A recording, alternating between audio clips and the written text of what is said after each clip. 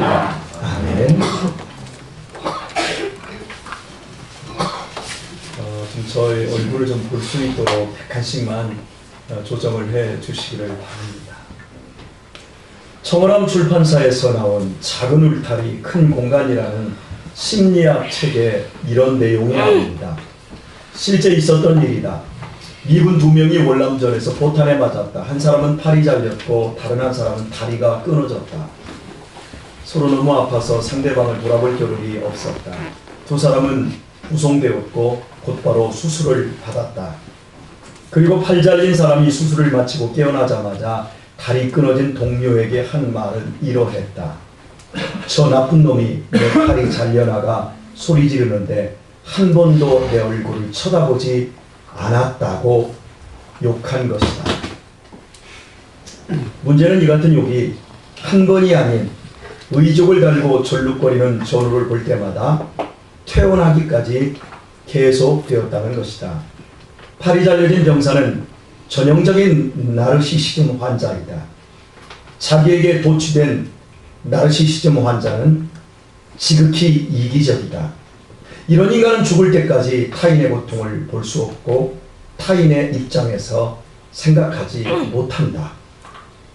여기까지가 책의 내용입니다. 정도의 차이만 다를 뿐 인간은 모두 나르시시즘 환자입니다. 거기로부터 서운함과 불만이 잉태합니다. 좋을 때는 좋습니다. 조금만 틀어지면 곧바로 인간은 개인주의자가 됩니다. 전형적인 나르시시즘 환자입니다. 이것을 고치지 못하면 이런 나르시시즘의 확대는 결국 성인이 되어갈수록 자신의 삶은 물론 주변까지 피폐하게 만들고 맙니다. 바울은 성령님의 지시에 의해 죽음의 길이 될 것을 알면서도 예루살렘으로 직진하겠다고 했습니다. 이는 자신이 자신의 안위와 자신의 생명을 자신의 기득권을 확대하기 위한 것이 아니라 나르시시즘에서 기인된 것이 아니라 주 예수께로부터 받은 복음 사역을 다른 사람들에게 증거하는 일에 목숨을 걸었기 때문임을 밝혔습니다. 그리고 나서 바울은 지시불변사 보라를 통해 다시는 못 볼 자신의 얼굴을 볼 것을 강조했음을 지난 시간 살폈습니다. 그 얼굴은 하나님께서 사람에게 영원한 생명을 주시는 복음을 전해 주기 위해 목숨을 아끼지 않고 지금까지 달려왔던 얼굴이었고 또한 얼마 남지 않는 육신의 시간마저 그 복음 전파를 위해 위협과 결박이 있음에도 예루살렘으로 직진하는 얼굴이었습니다. 26절과 27절로 이어지는 말씀은 이렇습니다. 그러므로 오늘 너희에게 증거하노니 모든 사람의 피에 대하여 내가 깨끗하니 이는 내가 꺼리지 않고 하나님의 뜻을 너희에게 다 전하였음이라. 이 말씀은 바울이 구약성경 에스겔서 33장을 인용한 것인데 제가 말씀이 너무 길어서 아주 짧게 요약을 했습니다. 내가 너를 이스라엘 족속의 파수꾼으로 세웠으니 너는 내 말을 듣고 나를 대신하여 백성들을 깨우치라. 가령 내가 악인에게 말하기를 너는 반드시 죽으리라 할 때에 네가 내 말을 그 악인에게 전하였는데도 그가 회개치 않고 그 악인이 그 죄악 중에서 멸망하면 너는 책임이 없지만 만약 그가 듣지 않는다고 네가 전하지 않아 그 악인이 죽는다면 그 악인의 핏값을 네 손에서 찾겠다라는 하나님의 무시무시한 말씀입니다. 악인은 망할 짓을 하니까 망하는 겁니다. 상 받을 사람은 상 받을 행동을 하니까 상을 받습니다. 망할 인간은 망할 짓을 하니까 스스로가 망하는 겁니다. 누구에게 핑계할 거리가 없습니다. 죄의 값은 사망입니다. 심은 대로만 거두게 되었습니다. 그럼에도 이런 악인들까지 사랑하시는 하나님은 선지자를 보내서 회개의 복음을 주기를 원하신다는 겁니다. 누구든지 하나님의 긍휼을 믿고 악한 길에서 돌아서서 하나님께로 오기만 하면 구원받을 수 있는 소식이 복음입니다. 그 사명을 에스겔에게 감당하라는 겁니다. 군대에서 유명한 말 중에 이런 말이 있습니다. 작전에 실패한 군인은 용서할 수 있어도 경계에 실패한 군인은 절대 용서할 수 없다. 고대 사회의 도시들은 높은 성벽에 둘러 있었는데 외적이나 도적의 침입을 막아내기 위해서였습니다. 그리고 주야로 파수꾼을 두고 밖의 상황을 주시하며 경계를 섰다가 유사시 위험을 알렸습니다. 적군을 발견한 파수꾼이 비상 상황을 알리면 성 안에 있는 군사들과 주민들은 적군과 맞서 싸울 전열을 가다듬거나 보다 큰 성으로 도피할 시간적 여유를 가질 수 있었습니다. 파수꾼이 비상을 알렸는데도 성 안의 군사들과 주민들이 적군과의 전쟁에서 패하거나 도피하지 못했다면 그것은 파수꾼의 책임이 아니었습니다. 파수꾼은 비상 상황을 알리는 자기 역할에 이미 충실했기 때문입니다. 그러나 같은 비상 상황에서 파수꾼이 그 사실을 알리지 않아 성을 빼앗기고 사람들이 죽었다면 결과는 달라집니다. 파수꾼은 반드시 죽음으로 책임을 져야 했습니다. 그것이 자신에게 맡겨진 사람들의 피해에 대한 값입니다. 같은 비상 상황에서 파수꾼이 그 사실을 알리지 않아 성을 빼앗기지도 않고 사람들이 죽지 않았다 하더라도 파수꾼은 반드시 죽이게 되어 있습니다.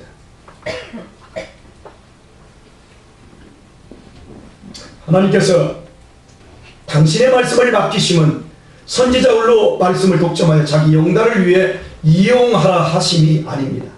그것은 그 사람을 당신의 말씀의 파수꾼으로 삼으시기 위함입니다. 시시각각 다가오는 인간의 죽음을 내다보면서 그렇게 살면 당신이 하나님의 심판을 피할 수 없다고, 속히 삼위일체 하나님께로 돌아서라고, 당신이 교회 안에 들어왔다고 구원받았다고 착각하지 말고 신옷을 입고 영적으로 거듭나고 회개해야 된다고 사람들을 향해 말씀의 나팔을 불게 하시기 위하여 선지자들을 세우셨습니다. 선지자가 파수꾼 역할을 충실히 이행하였음에도 그의 말을 듣지 않아서 멸망하는 사람은 선지자의 책임이 아닙니다. 하지만 선지자가 불어야 할 말씀의 나팔을 불지 않아 주위 사람들이 멸망하고 만다면 하나님께서는 그 책임을 그 선지자에게 물으시겠다는 것입니다. 그가 파수꾼의 사명을 가벼이 여긴 까닭입니다. 이와 같은 에스겔서의 말씀에 근거하여 바울은 자신을 복음의 파수꾼으로 묘사하고 있는 것입니다.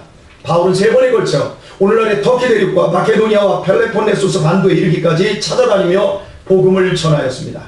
복음의 핵심은 십자가에서 인간의 죄값을 대신 치러주신 예수 그리스도 안에만 영원한 생명과 구원이 있다는 소식입니다. 하나님의 복음의 초청은 인간이 구원받을 수 있는 유일한 방법입니다. 2000년 전 우상과 돈의 노예로 살아가던 사람들에게 그 복음을 전하는 데엔 오늘과 같은 많은 장애물이 있었지만 바울은 복음의 파수꾼 역할을 다하기 위해 그 무엇에도 구속당하거나 구애받지 않고 복음을 다 전했습니다.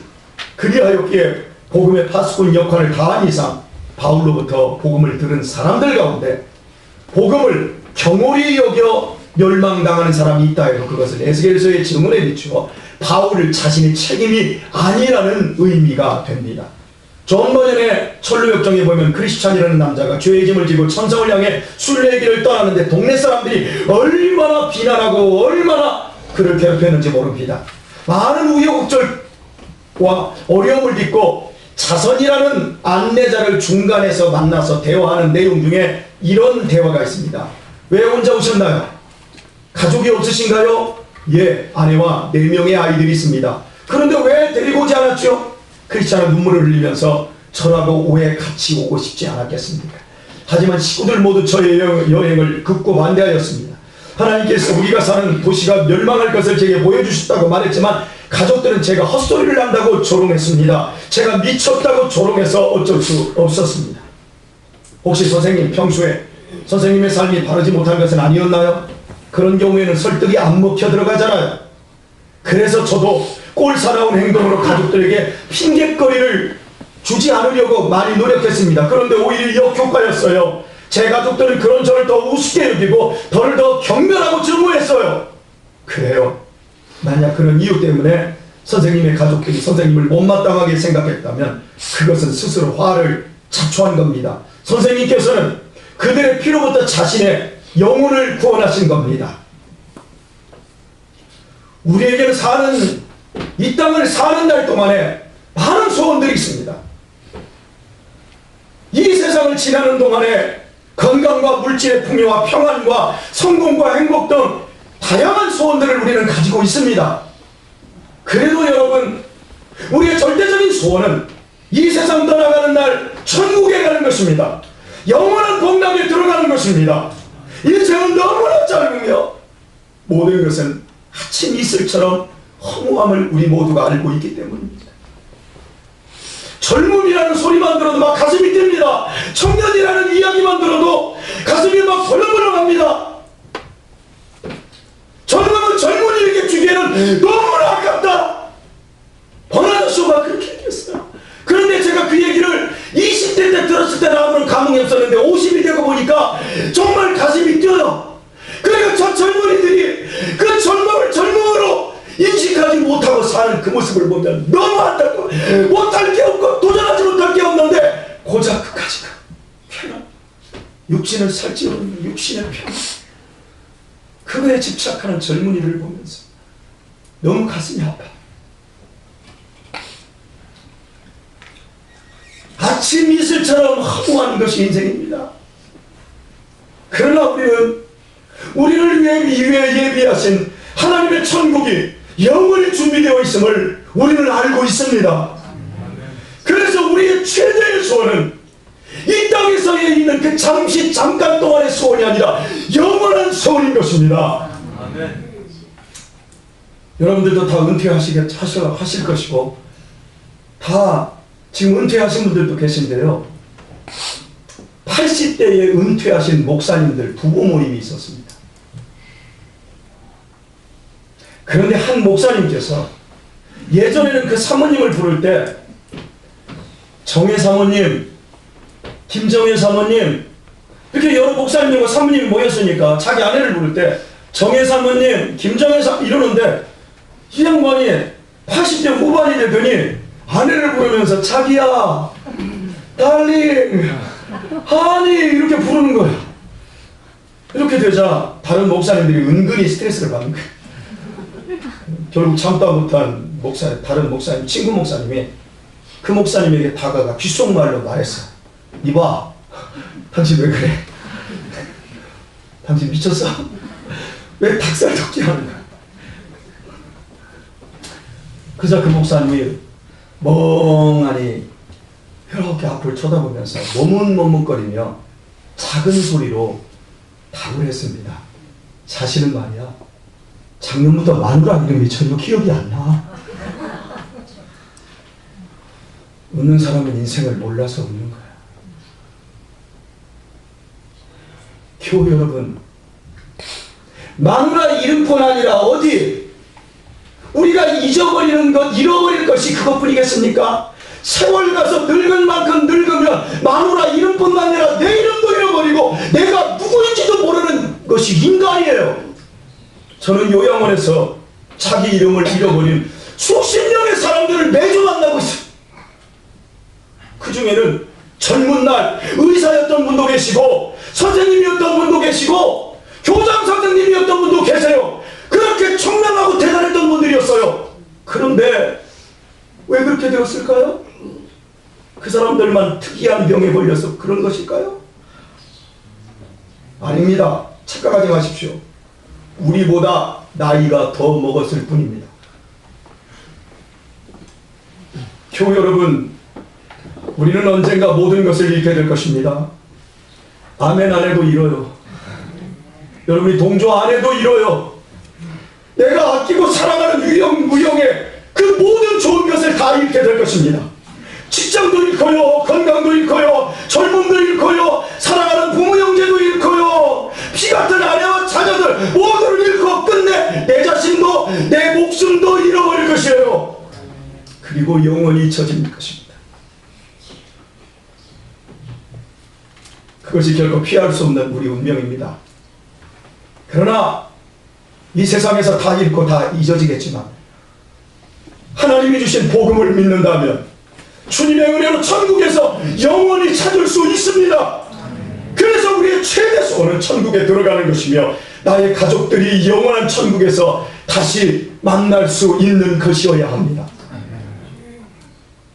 기억하십시오. 절대 포기할 수 없는 것 때문에 절대 포기해야 되고 절대 잃어버릴 수 없는 것을 위해 절대 잃어버려야 삽니다. 적어요. 이런 좋은 말. 이번 주에 하나님이 제게 주신 말씀입니다. 명절날 하루 종일 돌아다니고 처갓집에 앉아서 저녁밥을 먹고 이러고 텔레비전 앞에 있는데 내 머릿속에서 갑자기 절대 포기할 수 없는 것 때문에 절대 포기해야 되고 절대 잃어버릴 수 없는 것을 위해 절대 잃어버려야 한다. 모든 걸 다 우리는 잃어버리기 위해 살고 있고 잊기 위해 살고 있다. 생각하기 싫지요. 절대 포기할 수 없는 것 때문에 절대 포기해야 되고요. 장석범 집사님 여기 보세요. 저도 숨 좀 마시고. 절대 잃어버릴 수 없는 것을 위해 절대 잃어버려야 합니다. 그렇지 않으면 절대 사랑하는 가족들을 영원히 잃어버리고 영원히 잊어야 할 수도 있습니다. 세월이 살같이 빠르게 지나가고 있습니다. 시간이 얼마 안 남았습니다.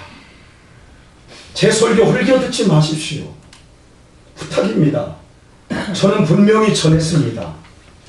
분명히 전했고 분명히 개인적으로 분명히 제자 훈련하면서도 여러분들에게 전하고 있습니다. 정말 소중한 것을 지키는 파수꾼이 되셔서 결코 절대적인 것을 잃지 마시기를 주의 이름으로 축원합니다. 로마서 9장 1절에서 2절을 보면 바울 사도의 고통의 고백이 있습니다. 내가 그리스도 안에서 참말을 하고 거짓말을 아니하노라. 내게 큰 근심이 있는 것과 마음에 내 양심이 성령 안에서 나로 더불어 증거하노니 나의 형제 곧 고육의 친척을 위하여 내 자신이 저주를 받아 그리스도에게서 끊어질지라도 원하는 바로라. 바울 사도 역시 자신의 고육 지친 형제를 다 전도하지 못해서 마음에 찢어지는 고통을 가지고 있었어요. 그렇다면 모든 사람의 피에 대하여 나는 깨끗하다는 오늘의 바울의 고백은 어떻게 된 일일까요? 바울이 친족전들을 건너뛰고 소아시아와 펠레폰네소스 반도의 사람들에게만 복음을 증거한 것이 아니었습니다. 영생은 오직 예수 그리스도이심을 먼저 자기의 형제 가족들을 시작으로 해서 자신이 다닌 모든 곳에서 전하는 파수꾼의 사명을 다 감당했다는 것이에요. 다만 모든 형제와 친족들이 다 믿게 되지는 않았어도 조금의 꺼림이나 후회 없이 모든 복음만큼은 철저하게 확실하게 전해주었다는 거예요. 안타깝게도 믿음은 모든 자의 것이 아닙니다. 요한복음 1장 11절 이하의 말씀은 이렇습니다. 영접하는 자 곧 그 이름을 믿는 자들에게는 하나님의 자녀가 되는 권세를 주셨으니 이는 혈통으로나 육정으로 나지 아니하고 오직 하나님께로서 난 자들이니라. 갈라디아서 1장 11절과 12절 말씀은 이렇습니다. 형제들아 내가 너희에게 알게 하노니 내가 전한 복음이 사람의 뜻을 따라 된 것이 아니라 사람하고 전혀 상관이 없어요. 이는 내가 사람에게서 받은 것도 아니에요. 사람에게서 받은 게 아니에요. 사람에게서 배운 것도 아니고 오직 예수 그리스도의 계시로 말미암은 것이라는 복음에 대한 믿음은 사람이 만들어내는 것도 아니며 사람이 잘 설명해서 깨달아지는 것도 아닙니다. 오직 하나님의 뜻과 하나님의 일하심만으로 주어지는 은혜의 선물이 복음을 믿는 믿음인 것입니다. 이렇게 철저하게 복음은 하나님의 것인데 그러나 이 복음은 반드시 사람을 통해서만 전해집니다. 그래서 어려운 거예요. 먼저 믿는 사람이 믿지 않는 이에게 전달해주는 방식인데 믿지 않는 사람은 믿으려고 하지 않고 하기를 오히려 조롱합니다. 그러니까 포기가 되는 거예요. 이런 이유로 우리 모든 복음을 전해야 하는 선지자이고 즉 경종을 울려야 하는 파수꾼입니다. 1920년대 후반 미국의 매사추세츠주의 법정에서 일어났던 재판 사건 하나를 소개합니다. 부둣가를 거닐던 사람이 그만 로프에 걸려 깊은 바다에 빠졌습니다. 수영을 못하는 그는 어우적대면서 도와달라고 소리쳤지만 사람들이 구하러 오기에는 너무 멀었습니다. 그런데 마침 몇 미터도 못 되는 거리에 청년 하나가 의자에 기대에 앉아서 한가롭게 일광욕을 즐기고 있는 것입니다. 이 청년은 물에 빠진 사람이 바로 옆에서 도와주세요. 난 헤엄칠 수 없어요 라는 애원을 들었으며 수영에도 능숙했습니다. 그러나 그는 아무것도 하지 않았습니다. 다만 고개를 돌려서 그 사람이 빠져 죽는 것을 무심하게 바라보고만 있었습니다. 익사자의 가족은 그토록 무심한 것에 분노한 나머지 소송을 제기했습니다. 판결이 어떻게 되었을까요? 법원은 부둣가에 앉아있던 사람이 물에 빠진 사람을 구해야 한다는 법적 책임이 없다고 판결을 했습니다. 죄는 없지만 사람이 죽어가는데도 무심히 바라보고만 있는 그 인간의 얼굴은 과연 어떤 얼굴이었을까요? 악마 같았을까요? 아니요! 저와 여러분 얼굴과 똑같은 얼굴이었습니다. 자기 성공과 자기 연민에 빠져 남이야 죽든 말든, 다른 가족이 어떻게 되든 누가 굶든 말든 나와 내 가족만 잘 먹고 잘 살면 됩니다. 죄가 되지 않습니다.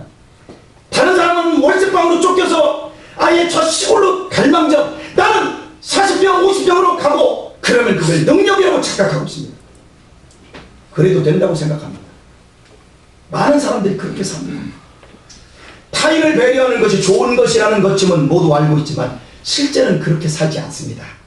그러면서 주변을 향해서는 어마어마한 비판을 가합니다. 정치에 대해서 욕을 하고 주변 동료들을 헐뜯습니다. 자기 연민과 자기 사랑의 포로가 된 것이 죄가 아닌 것 같지만, 그러나 하나님 앞에서는 무시무시한 죄입니다. 2주 후에 바로 그 부분을 설교하게 될 것입니다. 과연 나는 이렇게 먹어도, 이렇게 입어도, 이렇게 살아도 과연 될 것인가? 이런 설교를 하는데도 좋으시면 도대체 어떻게 하자는 거예요? 김용학 집사님도 안 좋으시는데, 우리 김용학 집사님은 힘이 없어서 좋으시는데 오늘은 안 좋으시잖아요.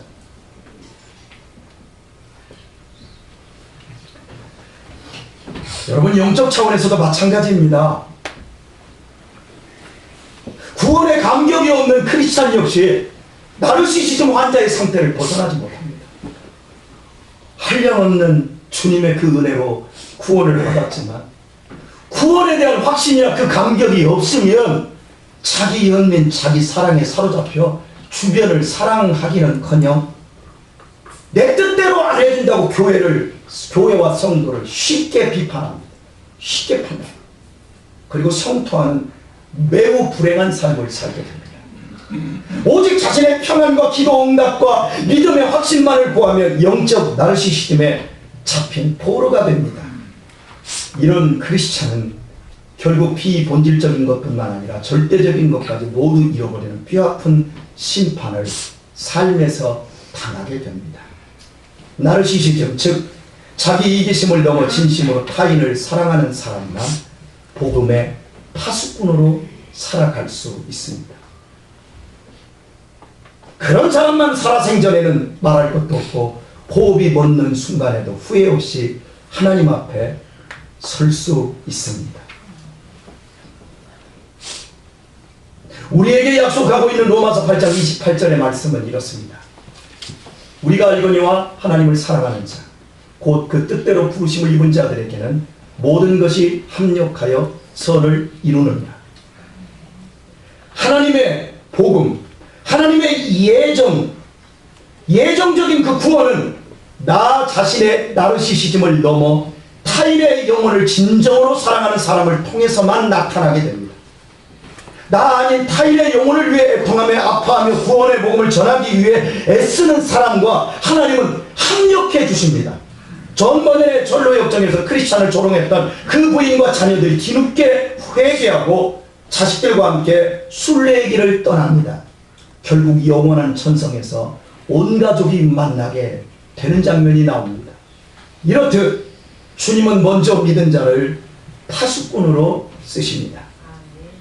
인천 방주 감리교회 원로 목사인 박보영 목사님의 설교에 이런 간증이 있습니다. 30여 년 전 간경화로 죽음을 임박해둔 여자 집사님을 중환자실로 신방한 목사님께서 환자에게 이렇게 말했답니다. 왜 여기 누워있는 거야? 나와버려야지. 목사님은 죽어가는 성도가 안타까워 그저 한 말인데 집사님은 그 말을 다르게 받았습니다. 그래, 내가 하나님의 자녀인데 이 젊은 나이에 내가 있어야 할 곳은 이곳이 아닌데 내가 왜 이러고 있지? 그리고 이런 기도가 마음속에서 나옵니다. 하나님, 저를 고쳐주신다면 평생 설거지하며 하나님 섬기겠습니다. 교회의 주방을 일평생 깨끗이 치우겠습니다. 그리고 기적이 일어나기 시작했습니다. 돌처럼 굳어진 간이 조금씩 살아나면서 시꺼멓던 얼굴에 혈색이 돌기 시작하고 여기까지 찼던 복수가 빠져나가기 시작합니다. 성령님께서 그 딸의 간을 만져주시자 호흡기를 떼어내고 주사줄도 떼어내더니 결국 일어나 앉았습니다. 인공호흡기 달고 거친 호흡을 들이쉬며 죽음으로 빨려가던 그 중환자실에서 입원한 많은 환자 중에 하나님은 그 집사님 한 분만을 만져주사 자기 발로 걸어 나올 수 있게 해주셨습니다.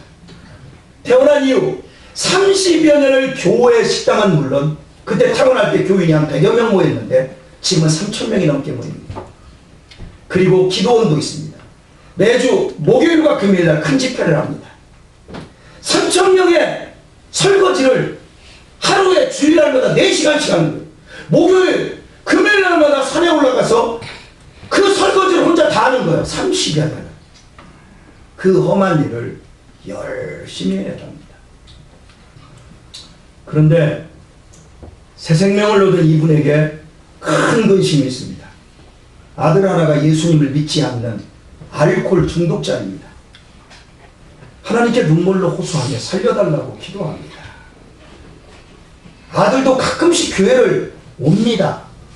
오는데 멀쩡하게 교회를 오는 것이 아니라 술에 잔뜩 취해가지고 예배당으로 가는 것이 아니라 어머니가 섬기는 교회 주방에 들어와서는 엄마는 미쳤다고 집기와 그릇을 던지며 난장판을 벌립니다. 차라리 안 오는 것보다 낫지. 아니 차라리 안 오는 게 낫지. 이 여자 집사님의 평생의 아픔입니다. 그러던 아들이 그 죄의 끝은 반드시 사망입니다. 심은 대로만 거둡니다. 지금도 여러분 조용히 끊으시라고 지난주에 유순년 집사님이 얘기하대요. 조용히 끊으세요. 할렐루야. 그런데 이 알코올 중독자였던 이 아들이 간암 말기 환자가 되어 대학병원에 입원을 했습니다. 의사가 얼마 살지 못할 거라고 했을 때 이 집사님이 목사님에게 한 번만 신방 와달라고 합니다. 목사님도 그 아들을 알아서 가기가 싫은 거야. 그런데 한 번만 와달라고. 목사님이 면회에 가보니까 마침 점심밥을 먹고 있습니다. 아니나 달라요. 눈길 한 번 주지 않아요. 힐끔 한 번 쳐버려. 그러더니 자기 밥만 처먹습니다.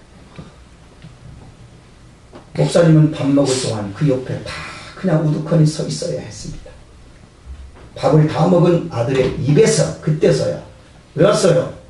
나는 예수 같은 거 안 믿어요. 난 남자예요. 난 사람이란 말이에요. 사람이 한번 태어나면 다 죽는 것이지. 난 죽음이 두렵지 않아요. 죽음이 그렇게 두려운 당신이나 잘 믿으면 되지. 나 얼마 안 남았지만 나 앞사람이 죽을 것이니까 돌아가세요. 많이 들어봤죠?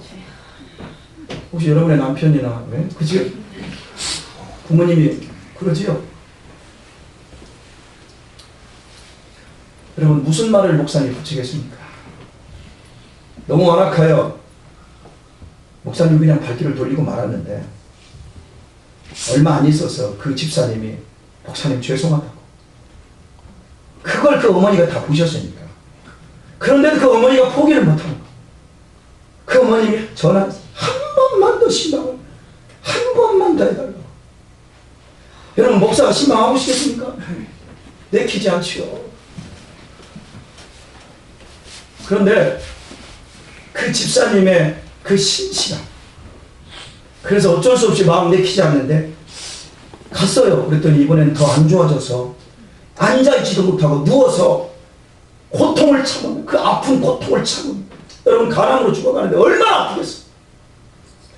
덜 아픈 고통이 있고요. 덜 아픈 암이 있고 정말 손가락 하나도 못 움직이는 통증으로 죽어가는 암 아픔도 있어요. 손가락 하나도 움직일 수 없는 그 고통을 참으며 숨을 헐떡헐떡거리고 있었습니다. 그런데 이 목사님이 이 죽어가는, 이 헐떡거리는 그 아들의 귀에 대고, 고통스럽지? 이제 너 숨 끊어주면 고통 끝날 줄 알지? 고통이 끝나는 것이 아니라 그때서부터 불바다가 될 것이다. 이제 영원히 끝나지 않은 무서운 불지옥이 시작될 것이다. 이제라도 예수님 믿고 싶으면 믿어. 나 간다. 그리고 나와버렸어요. 나와서 집도 못하는데 그 여자 집사님이 전화를 했어. 목사님, 우리 아들이 만나고 싶대요. 전화가 왔어. 그래서 목사님이 병상에 그 누운 채 헐떡거리는 그 아들에게 예수 그리스도의 피의 복음, 십자가의 복음을 생생하게 전할 수 있게 되었어요. 이럴 때는 아멘 하는 거야? 아멘 하세요? 아멘. 이렇게 얘기하면서 복음을 전하는 거예요. 이 아들이 회개하고 예수님을 영접했어요. 임종이 시작되었을 때 3일 후에 임종이 시작되었는데 그 술친구들이 다 모였고 여러 친척들이 모여있고 마지막에 물죽인 거지를 입에 이렇게 물고 있는 거예요. 여러분 다 그렇습니다. 마지막 죽어갈 때 우리 김대준 집사님도요, 병원에서 여기 호흡기 뚫어놓고 이러고 있으니까 헐떡거리니까요, 입이 말라 들어가는 거예요. 입이 벌려져 있으니까. 그래서 여기다가 항상 물 속인 거지를 물고 있는 거예요. 여러분 나중에 이렇게 물지 마세요. 아멘. 아멘 안 하면 물어. 물수건 무세요. 여기다 물죽인 거지를 입에 물고 거친 호흡을 하고 있었습니다. 목사님이 운명의 시간이 다 왔길래 입에서 거지를 뺐더니 마지막으로 짧게 말을 하는데 이랬습니다. 목사님, 다 회개했어요. 예수님이 저를 구원하셨어요. 저도 천국 백성입니다. 그리고 주변에 있는 그 술친구들, 그리고 그 친척들에게 다 같이 살지 말고 예수 믿어요 라고 말했습니다.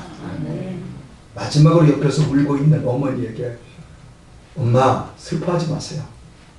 우리 천국에서 다시 만날 수 있잖아요. 그의 얼굴은 비록 간암으로 죽어가는 새카만 흑빛이었지만 그 얼굴만큼은 해같이 빛났다고 합니다. 사랑하는 우리 교우 여러분, 이 여자 집사님은 비록 아들이 하나님의 선택에서 제외된 인간 쓰레기 같았지만, 목사님도 주저주저하는 인간 쓰레기였지만, 그러나 그 아들의 영혼을 주님께로 인도하는 파수꾼의 사명을 결코 포기하지 않았습니다. 비록 복음을 신학적으로 설명하고 논리적으로 증거하는 능력은 없었을지라도 그 어머니는 30여 년의 세월 동안 교회의 굳은 설거지라는 봉사로 파수꾼의 사명을 감당하였습니다. 그 자리까지 와서 행패를 부리며 엄마에게 욕을 하고 집기를 때려 부수는데 그 아들의 행패로 인해 자괴감이 얼마나 컸겠습니까? 그 자리 뛰쳐나오고 싶지 않았겠습니까? 요지부동인 아들로 인해 얼마나 절망스러웠겠습니까? 그 세월이 1년도 아니고 3년도 아니고 30여 년의 세월이었습니다. 그러나 집사님은 절대적으로 포기할 수 없는 아들의 영혼을 파수하고자 그 험악한 자리를 지켰고, 때가 되자 30여 년 전 자신의 굳어버린 간을 만져주신 그 성령님께서 아들의 강팍한 마음도 만져주셨습니다. 그 결과 그 아들 한 사람의 회심은 물론 많은 일가 친척들과 그의 술친구들까지 영원한 생명을 얻는, 합력하여 선을 이루는 기적의 역사를 이루어 주셨습니다. 아들이 거듭나 천국 간 그 병원 중환자실은 30여 년 전 바로 그 어머니가 간경화로 죽어가다가 살아나온 인하대 병원 중환자실이었습니다. 하나님께서 바로 그 아들과 그 주변의 일가들, 그 친구들을 구원하시고자 그 집사님을 30여 년 전에 파수꾼으로 불러내셨던 것입니다. 그리고 그 집사님은 교회 설거지라는 고단한 자리에서 참고 인내하며 묵묵히 파수꾼의 사명을 다했던 것입니다. 말씀을 맺습니다. 영혼을 지키고 구원하는 파수는 입술로만 하는 것이 아닙니다. 사랑이신 하나님께서는 먼저 믿는 자들의 보잘것없는 달란트와 주님을 사랑하는 열심과 진실함을 통하여 선택하신 자들의 영혼을 당신의 품으로 불러내고 계시기에 하나님은 오늘도 당신과 합력할 파수꾼을 찾고 계십니다. 그러므로 우리의 삶은 복음이신 예수님의 일생을 투사하는 화면이 되어야 합니다. 우리의 입은 복음의 스피커가 되고 우리의 눈은 복음의 반사경이 되어야 합니다. 하나님께서 여러분들 여기에 왜 불러오신 줄 아세요? 여기에서 은혜스럽게 찬양하고 여기에서 말씀 듣고 여기에서 기도하고 소원 성취하고 집으로 돌아가고 여기 있는 것이 아니라 저 여러분의 사랑하는 그 가족들과 함께 이 땅의 지나가는 인생 속에서 영원한 천국을 향해 나아갈 수 있도록 여러분을 파수꾼으로 불러주신 것입니다.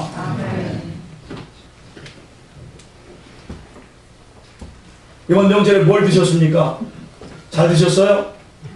200만원짜리 회를 먹은 것과 5천원짜리 백반 먹은 것과 다르지요. 그러나 다음날 똥 싸면 똑같아요. 이 땅에서 잘 먹고 잘 살고 나 이쁘다고요? 나 잘생겼다? 불쌍해. 40년만 기다려봐요. 여러분, 먼저 깨어지신 여러분들이 영적인 파수꾼으로 저 하늘의 영광을, 저 하나님의 나라에 죽지도 않고 썩지도 않고 쇠하지도 않는 그 영원한 영광, 그 영광을 향해 가시고 그 영광을 위해 절대 포기할 수 없는 것 때문에 절대 포기하고 절대 잃어버릴 수 없는 것 때문에 절대 잃어버리는 30년 40년을 살게 되기를 축원합니다. 우리 모두 복음의 파수꾼으로 성실히 살아 우리의 마지막 날이 되었을 때 비본질적인 것들은 다 잃더라도 절대적인 것만은 지켜내고 후회 없는 얼굴로 천국을 향해 기쁜 여행길에 오를 수 있게 되시기를 주의 이름으로 축원합니다. 찬양하겠습니다.